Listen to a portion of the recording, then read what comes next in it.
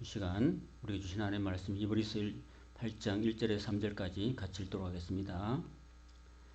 지금 우리가 하는 말의 요점은 이러한 대제사장이 우리에게 있다는 것이라.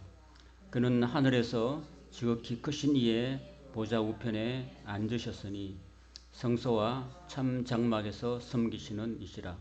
이 장막은 주께서 세우신 것이요 것이 아니니라. 대제사장마다 예물과 제사드림을 위하여 세운 자니 그러므로 그도 무엇인가 드릴 것이 있어야 할지니라. 아멘. 우리에겐 이런 대제사장이 있습니다라는 제목으로 말씀 함께 나누겠습니다. 우리가 7장의 말씀을 쭉 읽어보면서 8장 1절에 지금 우리가 하는 말의 그 요점은 바로 그 대제사장, 멜기세덱의 반차를 연 대제사장이 우리의 대제사장이다라는 이야기를 한마디로 딱 정리를 합니다. 그는 하늘에서 크신 이의 지극히 크신 이의 보좌 우편에 앉으셨다 그랬습니다. 아까 이 말씀은 시편 110편 1절에 나오는 것처럼 하나님께서 너는 내 모든 대적들이 네 발등상이 될 때까지 너는 내 우편에 앉아라 하셨던 하나님의 말씀하고 같은 거죠. 같은 말씀이죠. 2절에 보시면 성소와 참 장막에서 섬기시는 이시다. 누가? 우리 예수님이. 여기서 말하는 성소와 참 장막은요, 그 모세가 시내산에서 그 만든 장막이 아니에요. 그 모세가 출애굽 25장부터 40장까지는 하나님께서 그 어떤 모세한테 그 장막의 시장을 보여주세요. 하나님이 거하실 그 회막, 성막을 이렇게 지어라 하고 딱 보여주셨는데 왜 25장부터 40장까지 길었냐 하면은 그걸 사진 한 장 딱 찍어주면 끝인데 옛날에는 지금처럼 핸드폰이 없어가지고 다 일일이 글로 적었어요. 여러분. 만약에 여러분 집을 하나 짓는데 그냥 청사진 하나 딱 찍으면 되는데 이거를 뭐 천장에는 얼마로 하고 얼마로 하고 밑에 그러면 길이 얼마나 길어지겠어요. 그죠? 말이. 그래서 길어진 거예요. 사실은 사진 한 장이면 끝나는데 근데 그 사진이 하늘 성소의 그 모습을 비춰준 거예요, 여러분. 그러니까 진짜 성소는 어디예요? 하늘 성소인 거죠, 하늘 성소. 하늘 성소인데 하늘 성소가 땅으로 오긴 힘드니까 그 모양대로 이렇게 한번 지어보라고. 그래서 지어보고 그게 이제 솔로몬 때까지 아마 한 400 몇 년 동안 이렇게 그 이동용 텐트로 좀 찔기긴 힘든가 봐요. 몇백 년 그 지속됐으니까. 그 뭐 금으로 짓고 청색, 자색, 그 홍세실 그리고 해달의 가죽 이런 걸로 처음에 그 장막을 지었거든요. 근데 그 장막은 결국은 하늘에 있는 장막의 모형이었다라는 것입니다. 그 하늘에 있는 장막은 사람이 만든 게 아니고 하나님이 만드신 거다. 그렇게 얘기하시는 거죠. 그죠? 그 다음에 3절에 대제사장마다 예물과 제사드림. 대제사장은 하는 일이 제일 중요한 일이 7월 10일 날 대속죄일에 자신과 모든 백성들의 죄를 속죄하기 위해서 제사 드리는 그 일이 가장 중요한 일이었거든요. 그러면서 대제사장으로서 예물과 또 속죄 예물과 속죄 제물을 드린 겁니다. 여러분 그 예물은 뭐고 속죄 제물은 뭘까요? 11조는 예물일까요? 제물일까요? 제사장이 드리는 건 두 가지예요. 하나는 예물이고 하나는 제물이에요. 그 제물은 뭐냐 하면은 그 레위기 1장부터 7장까지 나오는 5가지 5대 제사가 있거든요. 번제, 소제, 화목제, 속제제, 속건제. 그때 드리는 제물이 제물이고 나머지 기타 목적을 가지고 드리는 것이 바로 11조하고 예물입니다. 예수님께서 바리새인한테 11조와 헌물이라고 그랬거든요. 11조와 헌물. 근데 11조는 아까 말했듯이 그 용도가 있는 거예요. 성도들이 그 11조를 드리는 용도가 뭐냐 하면은 그 12지파에서 야곱의 12아들이 있는데 12아들 중에서 두 아들이 더 보태졌어요. 그 두 아들은 누구냐면 요셉의 아들이었습니다. 요셉의 아들. 머나세와 에브라임이 보태져 가지고 이제 13지파가 된 거죠. 그 13지파 중에서 레위 지파만 빠졌어요. 레위 지파가 빠지니까 12지파가 된 거거든요. 그래서 레위 지파는 땅을 기업으로 받은 게 없어요. 대신에 12지파가 이제 그 가나안 땅에 들어가지고 농사 짓고 난 다음에 1년에 한 번씩 이렇게 그 농산물을 드리는 거거든요. 10분의 1을 세금으로 드린 걸 가지고 그걸로 가지고 성막에서 그 봉사하는 레위인들이 먹고 살 수 있도록 그렇게 11조를 하게끔 11조 용도가 바로 그런 겁니다, 여러분. 그래서 교회에서 성도들이 옛날에는 그 가나안 땅이나 전부 다 이렇게 다들 이렇게 농사를 대부분으로 밀농사, 포도농사 이런 걸 짓기 때문에 거기서 10분의 1을 가지고 또 유목민이기 때문에 양과 소를 키웠거든요. 거기서 10분의 1을 들여서 그 레위인들을 먹여 살리는 그런 역할을 했었고, 그 다음에 3년마다 한 번씩 드리는 또 11조가 있었습니다. 그래서 3년째는 소득의 12조를 내야 되는 거죠. 그때는 어떻게 용도를 하냐면은 가난한 사람들, 사회적 약자들을 돕는 목적으로 11조를 사용하라 그랬습니다. 지금 우리 현대교회는요, 11조 바로 드리기 운동이 있고요, 11조 바로 사용하기 운동이 있어요. 처음 들어보셨어요? 11조를 성도들이 이제 각자의 일터에서 일을 하고 난 다음에 그 10분의 1을 하나님이 주셨다. 하나님이 나한테 일할 기회를 주시고 일할 능력을 주시고 일할 건강을 주시고 해서 내가 하나님 은혜로 내가 드린 거고, 또 세상 사람들 보고 11조 내는 게 아니라 하나님의 성도들한테 내라고 그랬거든요. 그래서 하나님의 성도들에게 그 레위 지파가 하나님의 말씀을 그 성도들에게 백성들에게 가르쳐 주고, 그리고 백성들을 위해서 속지 않은 제사를 하는데 그 성막에서 제사하는 일을 도왔기 때문에 이스라엘 백성들이 11조 드림 가지고 그렇게 레위인들을 먹여 살리는데 썼고, 그 다음에 또 하나는 그때 당시에 사회적 약자였던 그 고아들, 과부들, 그리고 나그네들, 이런 사람들을 돕는 목적으로 11조를 했다는 것입니다. 그거는 돕는 목적으로 사용했기 때문에 그거는 재물이 아니고 예물입니다. 아시겠죠?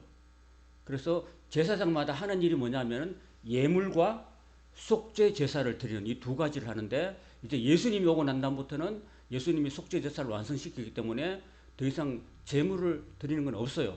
그렇죠? 양이나 소 같은 거 지금 드리지 않잖아요. 그 남은 거는 뭐예요? 예물인데, 예물은 11조와 헌물을 가지고 예물이라 합니다. 그래서 지금은 11조와 헌물을 드리는 거죠. 그래서 11조는 그 목적 헌금이라고 했습니다. 목적 헌금. 그래서 목적 헌금. 그래서 교회를 운영하는 게 아니고 교회에 그 교회를 그 이끌어가고 있는 당시에 그 성직자들, 목회자들에게 생활을 할 수 있도록 그 돕는 목적, 그리고 이웃들의 가난한 이웃들을 구제하는 목적, 이렇게 사용하는 거고요. 그 다음에 우리가 주일 헌금이나 뭐 주정 헌금이나 뭐 절기 헌금 드리는 거 있잖아요. 이런 것들 가운데서 이제 교회를 운영하는 데 쓸 수 있도록 그렇게 한 겁니다, 여러분. 그걸 아셔야 됩니다. 자, 대제사장마다 예물과 제사 드림을 위해서 세운 거다. 그래서 그도 무언가 드릴 것이 있어야 되는데, 여기서 그가 대제사장인데 아마 조금 비켜서 말하면 예수님이라면은 예수님도 대제사장으로서 뭔가 드릴 거 있어야 됐다는 거죠. 그죠? 예수님 뭘 드렸습니까? 예수님은 자신을 속죄 제물로 드린 거죠. 그죠? 그죠? 그렇지만은 우리가 해석을 할 때 있잖아요. 보죠. 저는 이렇게 했습니다. 예수께서 만일 땅에 계셨더라면 제사장이 되지 아니하였을 터니 이는 율법을 따라 예물을 드리는 제사장이 있습니다. 요 말을요. 예수님 땅에 계셨잖아요. 그죠? 만일이 아니고 예수님 땅에 계셨잖아요. 그죠? 그래서 예수님이 이렇게 해석하면 됩니다. 예수님이 만일 땅에서 제사장이 되지 아니하신 이유는 이렇게 설명해야 돼요. 예수님이 만일 빼버리고 땅에 계셨지만은 그분이 제사장이 되지 아니하신 것은 율법을 따라 예물을 드리는 제사장이 따로 있었잖아요. 땅에 제사장이 있었으니까 예수님이 굳이 제사장이 안 됐다는 그런 뜻이거든요. 그리고 땅에서 섬기는 제사장들은 하늘에 있는 것의 모형과 그림자다. 이렇게 말합니다. 자, 제가 여러분 알아듣기 쉽도록 좀 다시 한번 설명해 드릴게요. 여러분, 우리가 아파트를 분양할 때 제일 처음에 모델하우스 만들죠. 그러면 모델하우스는 모형일 뿐이죠.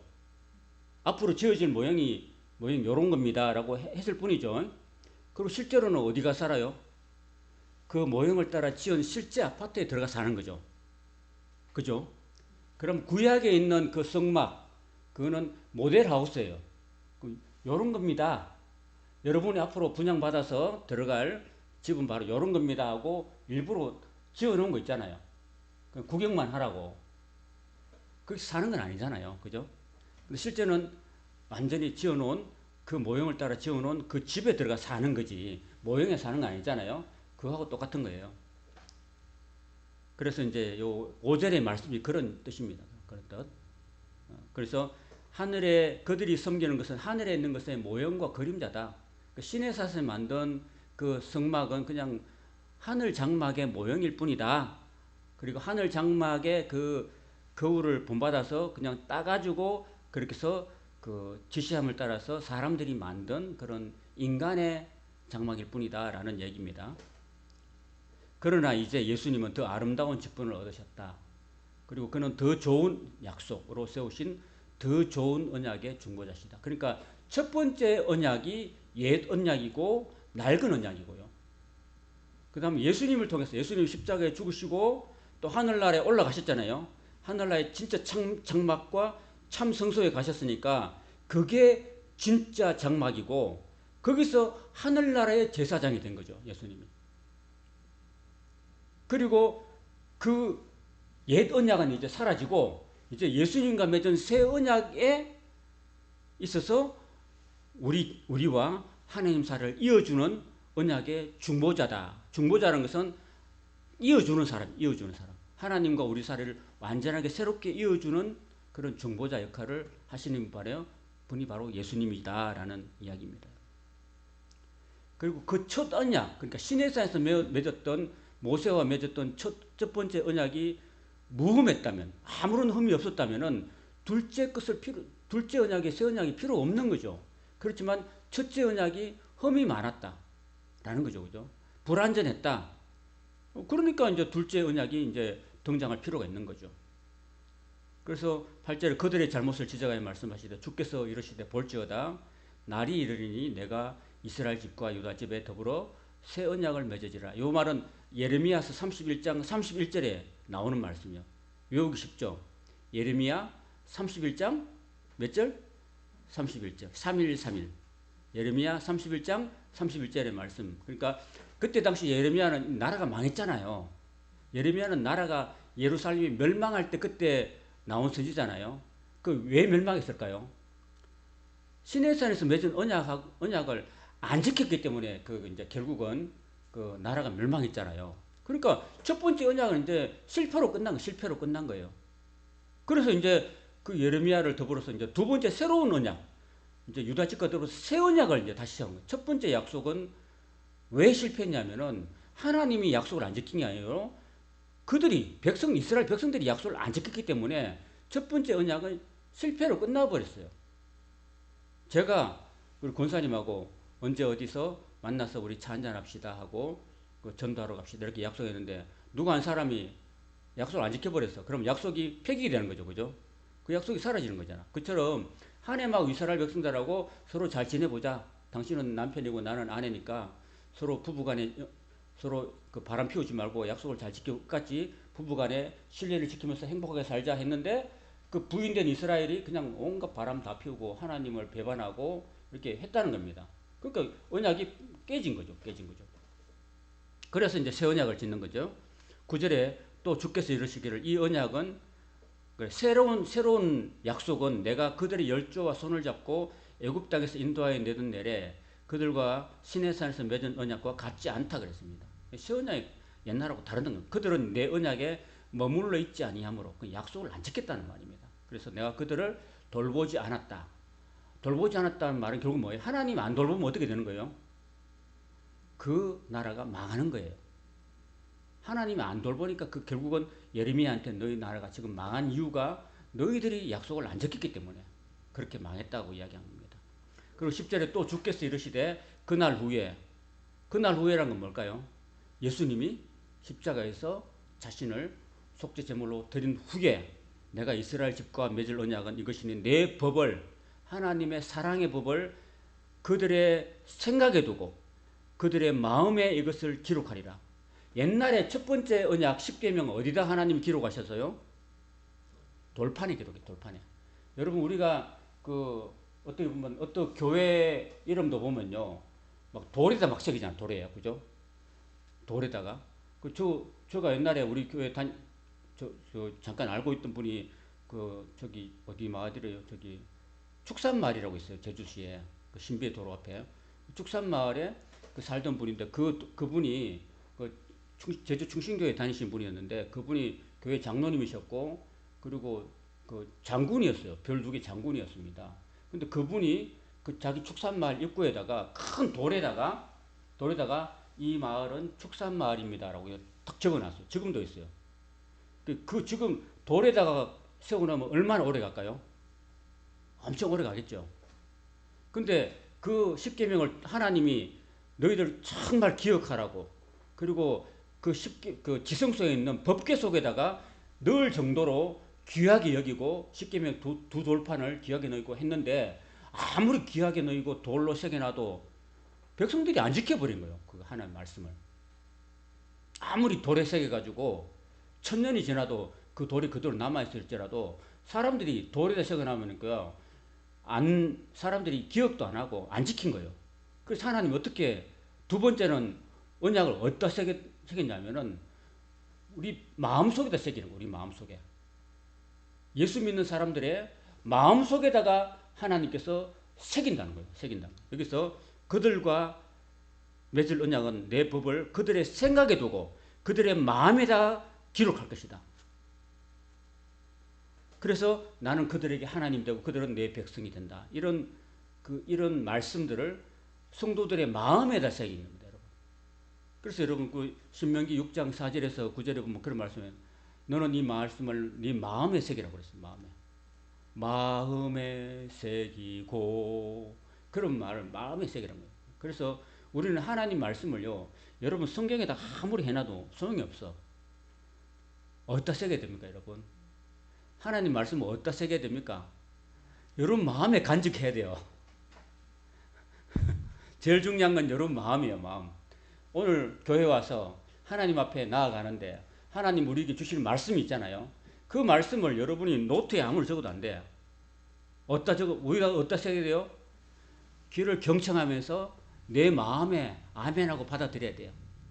그래야 그 말씀이 생명이 되고 그 말씀이 오래 기억되는 거고 또 그 말씀대로 살아봐야 돼요. 살아보고 훈련해야지만 그 말씀이 내 말씀이 되는 거죠. 그래서 두 번째 언약은 새 언약인데 우리 마음에다가 하나님이 새긴다, 이렇게 말씀하고 계십니다. 11절 또 각각 자기 나라 사람과 각각 자기 형제들에게 가르쳐 이르기를 주를 알라 하지 아니할 것은 그들이 작은 자부터 큰 자까지 다 나를 알미라고.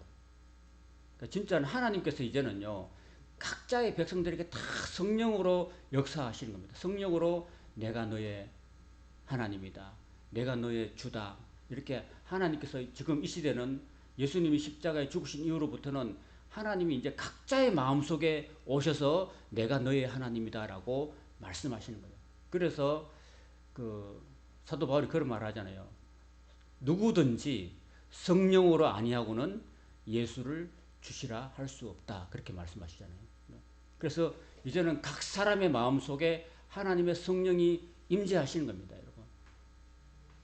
그래서 그 하나님의 성령이 여러분 마음속에다 임재했기 때문에 여러분의 마음이 하나님의 성령이 거하시는 집이기 때문에 하나님의 거룩한 성령이 거하시기 때문에 여러분들을 성전이라고 해요. 성전. 내가 그들의 불의를 긍휼히 여기고 그들의 죄를 다시 기억하지 않는다. 그래서 동이 있어서 먼 것처럼 이제 예수님을 믿는 이제는 다 예수님이 죄를 다 이제는 기억도 안 하게 만들어버려요. 구약 때 대제사장이 1년에 한 번씩 짐승의 피를 가지고 제사를 드린 거는요, 1년만 죄가 집행유예될 뿐이지 사람들 마음속에 깨어나지가 않았어요. 항상 죄책감을 갖고 살았어요. 죄책감. 항상 죄책감을 가지고 살았는데 이제 예수님이 오고 난 다음에 우리가 죄책감을 가질 필요가 없어진 거예요. 왜? 예수님이 완전하게 우리의 모든 죄들을 다 씻어버리고 이제 기억도 안 하시니까 저와 여러분은 이제 더 이상 죄책감에 시달리면서 살 필요가 없다는 사실을 이야기하고 있는 겁니다. 왜? 예수님이 다 씻어줬어요. 여러분의 과거에 이제 현재 이제 미래지까지 우리 원죄까지도 예수님이 십자가에서 완전히 다 깨끗하게 씻어버렸기 때문에 이제 우리는 예수님 안에서 옳다고 의롭다고 우리가 인정을 받게 됩니다. 다만 그 사실을 우리가 마음에 믿으면 되는 거예요. 믿으면은 하나님께서 우리를 의롭다고 인정해 주시는 겁니다. 여러분 믿습니까? 예수님의 십자가의 은혜를 여러분이 믿음으로 우리가 하나님 앞에 의롭다 인정을 되는 겁니다. 자, 마지막 절 같이 읽겠습니다. 시작. 새 언약이라가 말씀하셨으며 첫 것은 낡아지게 하신 것이니 낡아지고 쇠하는 것은 없어져 가는 것이라. 그래서 이제 그 첫 언약, 그 모세를 통해서 주신 율법의 언약들 가운데서 이 제사 언약이라든지 이런 것들은 이제 더 이상 이제 다 사라지는 거예요. 남아 있는 거는 이제 기본법만 남아 있어요. 율법에. 그 십계명은 사라집니까? 안 사라집니까? 십계명은 안 사라져요. 십계명은 기본법이고 여기서 첫 것은 없어지고 낡아지게 한 것은 예수님 때문에 없어지는 법이 있어요. 예수님 때문에 속죄 제사가 없어진 거예요. 그 제사법에 관해서는 이제 예수님이 오셨으니까 이제 더 이상 이제 필요 없는 낡은 법이 되어서 없어져 버린 겁니다. 없어지고 이제 예수님 안에서 이제 우리가 온전하게 구원받는다. 믿음으로 구원받는 새로운 법이 생겨났다라는 것을 이야기하고 있는 것입니다. 자, 이렇게 오후 시간에는 오늘 8장까지만 하겠습니다. 이제 9장부터 이어지는 내용들은 계속해서 이제 그 제사법에 관해서